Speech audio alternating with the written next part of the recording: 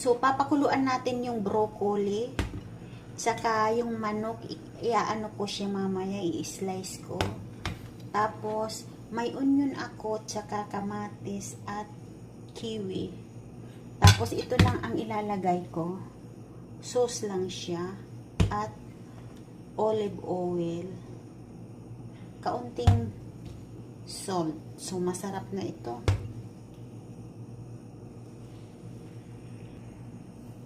So, yung manok, aanuhin na natin na maliliit lang. So, kukunin lang natin dito yung laman.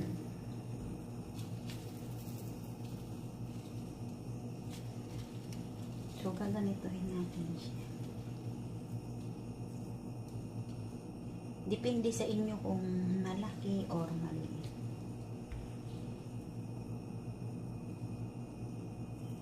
So, ganyan lang siya kalaki. So, nahiwa ko na siya. Papakuluan na natin yung broccoli. So, ilalagay na natin yung broccoli. Papakuluan natin. So, i-mix lang natin siya.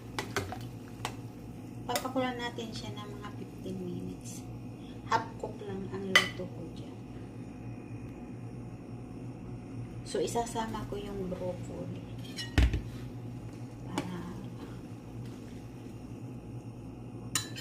Maluto din siya. So, okay na siya. Patayin na natin yung apoy at papalamigin natin siya bago i-mix.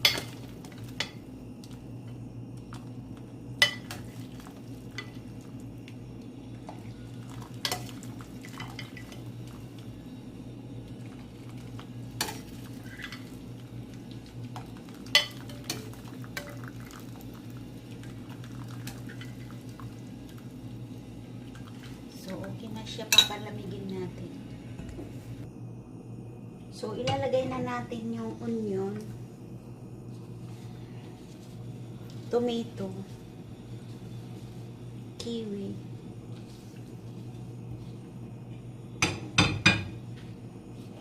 tapos lalagyan natin ng sauce para sa inyong panlasa. Tapos, olive oil.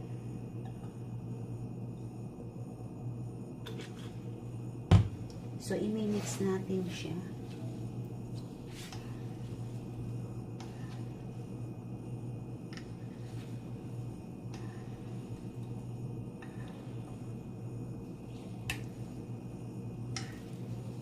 So, i-mix natin na maganda para yung taste niya is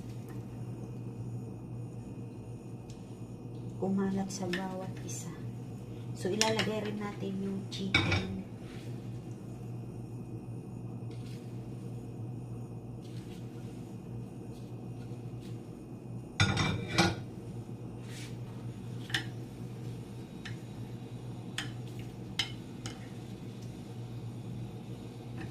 So, i-mix din natin siya.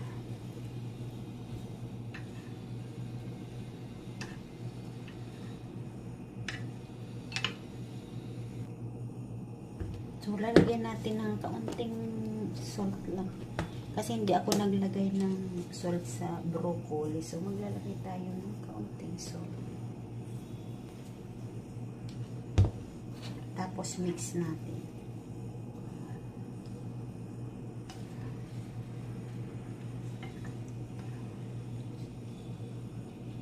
So, marami ito, guys.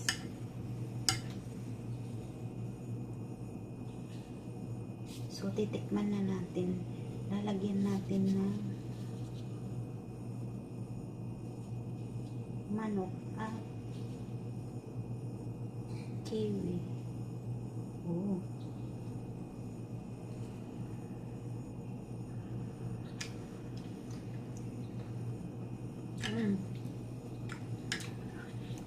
Tama yung ano nila.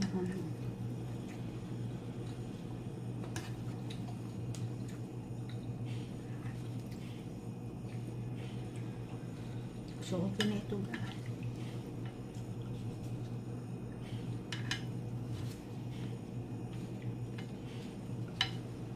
Tapos may kaunting chicken, i-topping na.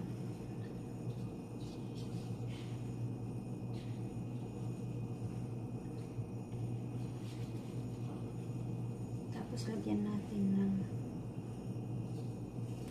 tomato sa para may ano siya.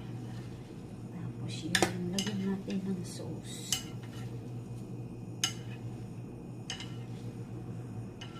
Para yung manok may lasa din. So, okay na siya.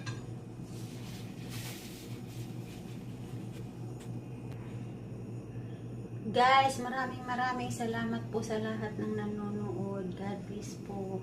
Thank you for watching. Love you po.